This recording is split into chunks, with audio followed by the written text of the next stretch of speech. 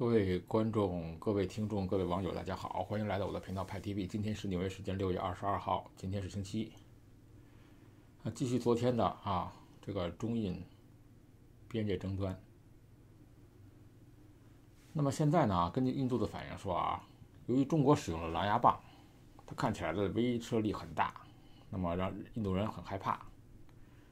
但是呢，狼牙棒呢，取人性命呢还不太容易。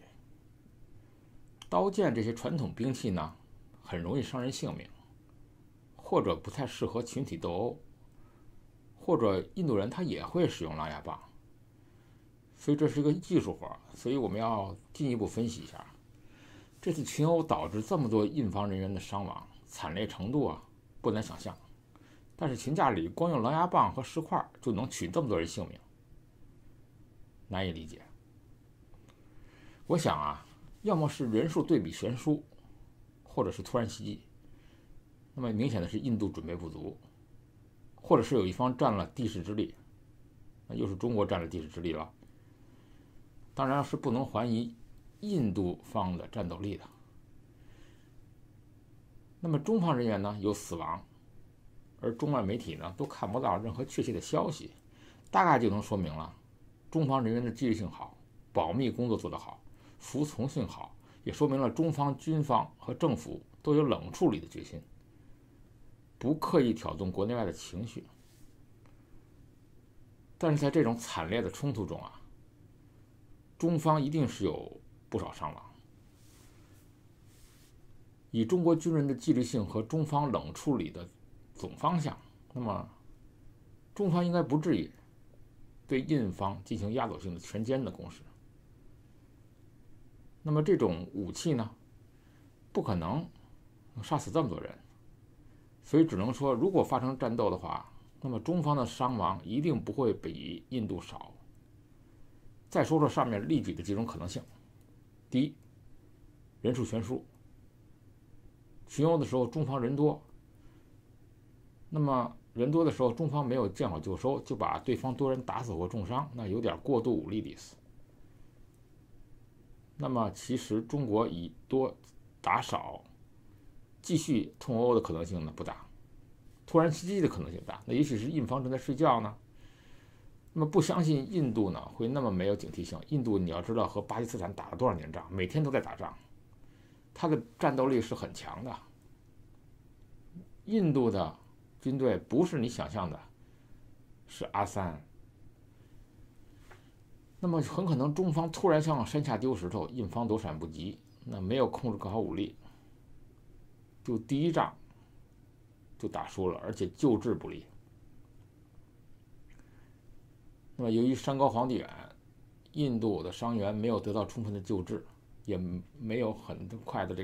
把伤员运到后方医院去。但是理论上是不可能的呀，因为印度也是在前方打仗，和巴基斯坦打了这么多年仗，他的后勤的医疗保障应该也是很强的，背也可以背到后方医院去又不是真正的战时时期。那么很可能这一次印度能发现他们的短板，在他们这一侧呢大搞交通和医疗设施。最有可能的一种情况呢，就是黑暗中呢战况不明，指挥失灵，损管失效，中方人数呢可能比较多，工具又趁手，所以在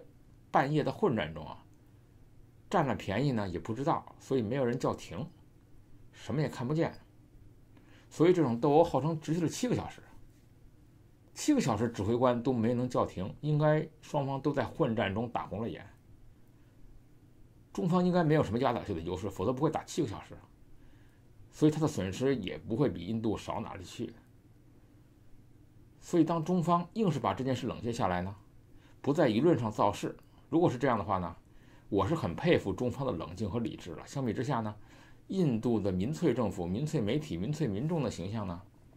就呼之欲出了。那么这么长时间的一个斗殴，不是打仗就算双方前线部队开始自作主张，启动了肢体接触，就算是夜黑风高，这么长时间，这么大规模出现了死人，他们还不可能隐瞒不上报真正的死亡人数。但大概是因为谁也占据不了压倒性的优势，当时混战之中也没办法判断谁占优势，那么一直干到双方能够手边调动的人手都消耗的差不多了，才告一段落。出现了伤亡是悲剧，事后的处理呢，就体现了双方政府的水平和智慧。失去理智去煽动民粹呢，那么破坏相邻大国之间的信任基础，那么理论上是双方都会吃长期的亏，干扰双方在经济上的互惠合作。我们知道中国在边境沿线上都是穷山恶水，人烟稀少。那么域外的旁观者呢，也可能会捡到了便宜。那么美国呢，能正确的观察中国的边防部队的战斗力。那么昨天印度正式宣布释放了在拉达克冲突抓获的中国士兵。那么在6月15号晚上，拉达克加拉万河谷发生冲突以后呢，中国和印度两国军人呢，他又开始了一个新一轮的紧张局势。正式宣布死亡的20名印度士兵已经被安葬了。那么在接受电视采访的时候呢，虽然有人说中国释放了他们抓获的印度俘虏，那准确的说呢，印度表示他们也释放了抓获的中国俘虏。那么印度方说，如果我们这方面死了20个人的话，我们相信另外一方死的人比我们还多好几倍。那么印度方说我们在自己这边，他们在他们自己那边，然后我们这边的人到了那边，反过来他们那边的人呢也到了我们这边。我们不透露这个信息，是因为所有人都需要知道这些东西。那最后呢，我们在等待中国有没有开追悼会，公布死者名单了。这是一个最基本的人权。目前美国20多个州出现了疫情升高的局势，佛州、德州、亚利桑那州呢创下州内单日新增确诊案例的新高。最大的特点是呢，确诊患者的平均年龄明显下降了，年轻人染疫呢比几个月前增加了很多。那么本身年轻人是应该属于低风险人群，就算是感染新冠病毒呢，临床方面的健康后果呢也不至于太过于严重。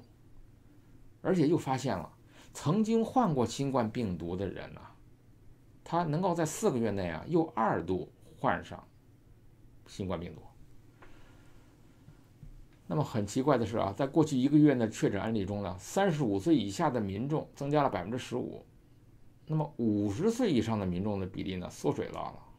只占了30%。所以大量的趋势就是年轻人染疫的人数是越来越多，而年长者由于注意保护、戴口罩、保持社交距离，反而染疫的非常明显的下降。为什么年轻人确诊案例变多了呢？民调结果是显示这样的：上了年纪的民众呢，比年轻的人更愿意留在家里避免出门，也比较愿意配合戴口罩、保持社交距离等防疫准备，跟这个有关。那么其实呢，65岁以上的这个受访的美国民众当中，高达79%表示愿意呢，在解封之后呢，继续保持至少6尺的社交距离。另外还有72%表示说，解封后呢，愿意出门继续戴口罩。虽然现在确诊的案例是变多了，但是呢，染病死亡的人数呢，并没有相对提高。这也是一个好消息那么目前绝大多数的患者年龄是不到30岁的。那么包括在佛州也发现了，之前的患者的年龄中位数是60岁，目前患者的这个年龄的已经到达了35岁。那么高达75%的年龄是在50岁以下，所以家长们要注意你们的小孩，他们现在才是真正的高危人群。现在很多的患者都是年轻人，由于以前他认为他们是低风险族群，而且几乎没有人呢因为染疫而住院，而年纪在25岁到45岁之间的民众呢，确诊之后的临床健康后果也通常不会太严重。以色列他最近的一个研究团队也很聪明，他们研究出来一个用 USB 加热的这种杀毒口罩，这种口罩呢很近似带阀的 N95。当然，昨天我们说带阀是很危险的啊，因为你的单向呼气呼出来的话，会伤害到别人。但是他们是考虑到了这种口罩可以防疫、经济和环保。那么，以色列理工学院材料科技学院的院长叫做埃恩·雅利表示说，为了对抗新冠肺炎，那么全球一年需要50亿个口罩，而让这一次性口罩呢显得不经济又不环保。他们新开发的口罩呢，有着均匀分布而不会导电的铁氟龙线，能够把碳纤维内层呢加热到摄氏70度，只需30分钟就杀毒了。史科普斯山哈达萨医学院中心呢，他的传染病学家叫做摩西教授，他们指出，暴露在摄氏70度高热下约30分钟啊，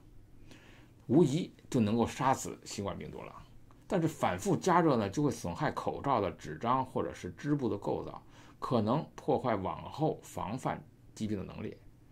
所以呢，这个埃恩·雅利院长强调说，圆形的 USB 加热杀毒口罩在测试的时候呢，经历过20次的半小时加热循环，完全不影响耐久性，可以保证承受几十次循环，不会带来任何风险。当然了，使用者应该避免在插电的时候使用，这些是常识。这款口罩在3月下旬的时候已经在美国申请专利了啊，也在找民间企业讨论商业化，定价呢可能比普通的一次性口罩呢贵$1，这是一个好消息啊。戴一个口罩，但是你得刷呀，是吧？还至少有肮脏的这部分吧。你可以杀菌，但是你还要清洁。川普呢这个月走背了，只募捐了7400万美元，低于民主党拜登的所募的款项。川普呢，他5月份募款，他的所得是高于6170万美元的。那么其实呢，这个他因为2019年冠状病毒疾病呢，暂停了这种公开集会的活动以后呢，他举办了第一场活动，规模呢没有预期的大。而前副总统拜登，他的民主党对手，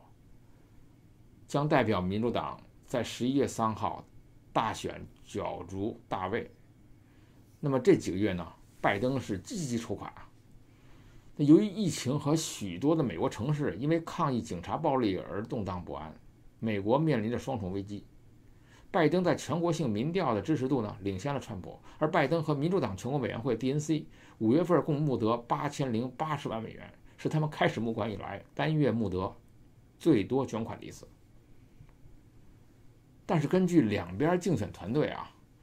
今天公布的资料，川普阵营获得的捐款总额还是比拜登阵营多。川普2017年呢就开始为争取连任展开竞选活动了，他的竞选团队在5月底就已经握有1.08亿美元，4月才开始竞选活动的拜登则有8240万美元能够运用。川普的阵营啊，他5月份的时候用在竞选的花费是拜登阵营的2倍，而2450万美元中的花费中有一半以上用在政治广告。川普阵营在5月份花了近50万美元在法律的诉讼上，这是他们4月份付给的律师的支出。拜登呢，5月份花了1170万美元，他们在本周推出了首波竞选广告，投入了1500万美元在电视和数位广告上。锁定的目标是宾夕法尼亚州、密西根州、威斯康辛州、亚利桑那州、佛罗里达州、北卡罗来纳州，这些重要的州呢，在2016年总统大选的时候呢，都是由川普获胜。在6月20号，礼拜六的时候傍晚啊，我们亲眼看到了美国的总统拜登最近3个月首次竞选集会在俄克拉荷马州塔尔萨斯中心体育场举行。川普在塔尔萨集会上的讲话并没有戴口罩，起了个快榜样啊。川普集会前呢，接受媒体采访的时候就表示说自己不会戴口罩，因为不是为了抗议，而是我真的不觉得有危险。他对自己的抗疫成果很有信心呢。川普竞选团队呢，他为了跟全美抗议浪潮叫 BLM 对着干，特意选在100年前发生黑人华尔街惨案的图萨市，而日期也特意选了在庆祝黑奴解放的纪念日6月节。川普的竞选团队表示啊，民众参加20号在俄克拉荷马州举行的竞选集会时啊，需要接受体温测试，现场也提供口罩，但是参会的民众呢可以自行决定是不是佩戴口罩。支持者呢穿着印有川普标志的 T 恤和帽子，大部分都没有戴口罩。卫生专家担心呢，集会会成为新冠病毒传播的新热点。在集会前的病毒测试中呢，有6名工作人员呢发现呈阳性了，那么立即实施了隔离措施。场地呢 BOK 中心拥有大概是2万人的容量，但是竞选团队呢收到了竟然超过了100万的预订，川普高兴坏了。本身他们预计的人山人海，因为团队在场外还搭建了额外的讲台，为了场外的观众奉献一场20分钟的加演。当地也严阵以待，做好迎战红帽子大军挤爆城市的准备。但是这一切神奇的破灭了，得罪川普了。场外门可罗雀，乘兴而来的总统一行看着空荡荡的场外讲台，扫兴地取消了演讲。讲台也很快拆了，场内是空座比人多。根据图萨市的统计，只有6200人到场，当然有疫情的关系，但最主要的是，川普败在了一个在政治雷达上找不到的对手，00后的新一代抖音青年。据分析啊，青少年在社交媒体抖音上共同努力，他们鼓励自己的粉丝去竞选网站上预订门票，制造热门的假象，给他们送了一个大大的空欢喜。本来可以容纳2万人的场地，早早就被预定了100万张票，这些都被抖音青年约定之后弃票了。川普之前啊，他屡次称新冠病毒是中国病毒。刚刚在疫情后首场竞选的集会上，川普又任性的给新冠病毒改名叫做功夫流感。CNN 说这又是一个种族主义的称谓。毫无疑问，这就是一种疾病，它的名字比历史上任何一种疾病都多。川普说，我能给它命名为功夫流感吗？我能给它取19个不同版本的名字，很多人都称之为病毒，事实上它就是病毒。那很多人称之为流感，这有什么区别呢？我想我们有19个、20个不同版本的名字。川普呢，在这个集会上啊，他就表示说，理论上新冠疫情在美国爆发的初期啊，川普他就曾经称新冠病毒是中国病毒，曾经引起了巨大的争论和不满，然后他改口了，改成了新冠病毒。川普呢，费了很大的劲在现场表演，真是一个天才的喜剧演员。他为了证明健康，单手持杯喝水。他反复解释说，上一次为什么他双手喝水呢？是因为他向和他握手的人行礼了600次，手抬不起来，太累了。所有的粉丝们兴奋地告诉他说，当他单手喝水的时候，告诉他说，你再当4年总统吧。川普以前呢，被质疑在西点军校演讲的时候呢，手部严重发抖，不得不双手拿杯子喝水。他解释了半天，同时还解释了如何在往这个坡道往下走的时候防止摔倒的秘诀。但是他像敢死队一样，坚决不戴口罩，坚决不保持社交距离，坚决不给竞选团队和体育场找麻烦。难怪啊，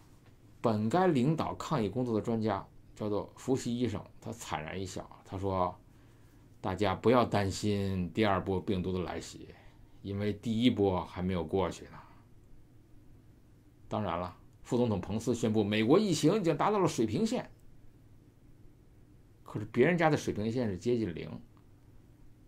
而美国的水平线是高位运行，是水平，高位水平，每天照样增加好几千。那么新西兰的传染病学家表示说啊，真的感觉美国已经是自我放弃了。那么下面谈一谈川普这次讲了些什么东西啊？这次讲了什么呢？其实就是有3条。川普总统呢，在最近3个月内的首次竞选集会呢，吸引的参会人数呢，要比预期少得多。但实际上我们知道这是被恶搞的哈。那么表示说100万来的话，在2万的这个体育场上，实在是夸张。那么肯定会想办法。那么抖音得罪了川普，那肯定下次想办法防止这些恶搞了。他讲了，因为困扰整个国家的文化问题，包括种族问题和执法正义。川普呢，他针对 Joe Biden， 他有几条新的攻击路线，但没有一个强度能使他像在2016年对希拉里·克林顿的袭击那样，能够使他的支持者行动起来。当然，他认为绝不能在美国让社会主义者来管理。那美国总统呢，他在俄克拉荷马州塔尔萨斯中心举行的首次竞选集会上呢，那么由于出席的集会的人数低于预期，那么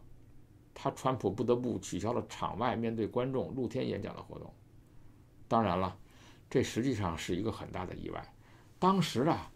他的竞选经理叫做布拉德·帕斯卡尔曾经说，有超过100万人通过手机号码预约参加这个聚会。但是据塔尔萨消防局的统计，最后到场的人呢只有6200人。那么路透社报道说，这很大已经揭秘了，就是因为这个抖音的用户啊，还有 K-pop 韩国流行音乐，他的迷故意的集体预约以后呢，又故意放鸽子，这都是年轻人的捣乱啊！年轻人不上课，他们就干这个了啊。那么实际上呢，川普呢是被抖音上10几岁的年轻人给耍了，他们通过假预约席卷了川普的竞选活动，让他浪费了钱，并且欺骗了他，让他相信有100万人希望川普演讲的时候呢，在疫情期间呢能够撑满场子。K-pop 的人，那么民主党的竞选经理说，我们看到了并赞赏你们在争取正义方面的贡献，其实这是违规的，这是干扰选举。那么如果这要较真起来的话，抖音是真得这个要喝一壶的。那么大量的人他们完成了集会的注册而无意参加，实际上是恶意的干扰选举。那么 TikTok 的这个视频呢，他承认领导了这个活动。那么 TikTok 这个视频呢，现在这个恶搞川普的这个视频呢，获得了70万个赞。有一个让我难以置信的消息啊，中兴通讯啊，上周突然破天荒地说，哎呀，我们正在批量生产7纳米的芯片，而5纳米的芯片技术呢正在导入，股价一下子窜起了30%。结果呢，中兴又跑出来说错了，事实不符，中兴目前不具备芯片生产的任何能力。这纯粹就是一个故意的，把公司逢高出货了。当时他说，公司具备了芯片设计和开发能力，7纳米的芯片规模量产，已经在全球5G 规模部署中实现了商用，5纳米的芯片呢正在领导导入。而国内媒体的报道，中兴通讯总裁徐子阳说，芯片是5G 设备和基础设施的核心部分，其中基于5纳米的晶片将会带来更高的性能和更低的功耗，每年至少降低20%。根据6月19号，中兴通讯召开了2019年的股东大会，这个公司的5纳米的制程芯片将在2021年实现商用。那么这个消息一出，中兴股价从20块钱狂升35%到27块钱，中芯国际呢炒高了20%。结果呢，中芯跳出来，为什么中芯要跳出来？因为中芯里面有美国人，他正在董事会里监督中芯的一切操作，肯定是美国人命令他必须澄清事实，不可以误导。我们还记得中兴在被美国进行制裁的时候，他的董事会是由美国指定的人专门坐到董事会里，以紧密的监督他每一天的日常操作吗？另外一个很可惜的事情啊，是中国放弃了向世贸组织提起的一场关于认可中国市场经济地位的败诉裁定的一种争讼。6月15号本身就是争讼的最后期限，彭博社说中国输掉了与欧盟的具有里程碑意义的争端，那就是说全世界都不承认中国的市场经济地位。那么中国也放弃了向 WTO 争辩的机会。中国这次莫名其妙的放弃了争讼，是不是他自己感觉能力不够呢？那么被一些媒体解读为等同于 WTO 宣布了中国退出 WTO， 很严重的事情。那么认为这举呢，应当中国认可了自身，他自己都承认自己非市场经济地位，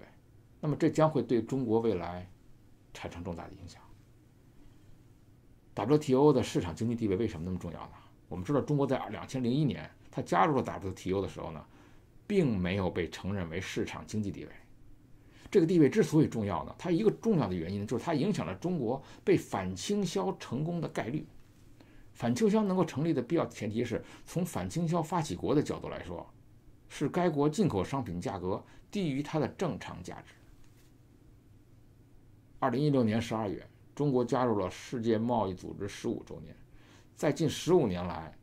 对中国反倾销申诉之中，欧盟和美国的比例占了1半以上。所以，欧美对中国市场经济地位的认可就成为了重中之重。在进口价格一定的前提下，如何确定正常价值就成为了成功立案的关键。非市场经济国家呢，不能使用本国国内同类产品的价格作为正常价值，你必须得以国外的或者参考的，只能任由调查发起国选用替代国同类产品的价格作为正常价值。因此，不具备市场经济地位的国家相对被动，那么出口商品呢，更高概率的被他国成功的定义为反倾销。那么，由于 WTO 的规则呢，没有对市场经济地位做明确的定义，中国能否在加入15年后自动获得市场经济地位呢，引起了争议。中国当时认为呢，期满后可以自动获得市场经济地位，反对方认为呢，应该根据 WTO 的成员方的法律和程序予以认定。自从中国加入了 WTO 以后呢，加了15年，中国赚了多少钱呢？有关分析已经显示，加入世贸组织15年来，中国经济获得了巨大的成功。目前，中国已经成为了全球第2大经济体，世界第1大贸易国，世界第1大吸引外资国，世界第2大对外投资国。目前，中国已经稳居3年的世界第1货物贸易大国，成为全球120多个国家和地区的最大贸易伙伴。2001年，中国进出口总额是0.51万亿美元，那2015年的时候呢是3.96万亿美元，约为入世前的18倍。那么2015年，中国的出口额呢达到了22765.7亿元，比2001年增长了7.6倍。当时奥巴马呢就说也不要给予中国的市场经济地位，而给了中国机会让他去控诉，而实际上这场争端早在多年前就开始了。当时的《华尔街日报》说呢，奥巴马政府当时正式决定不会给予中国认为他应得的市场经济地位。那么，在中国敦促美国和其他国家降低进口关税的同时呢，此举势必引起中美关系的紧张，那是当时的表态。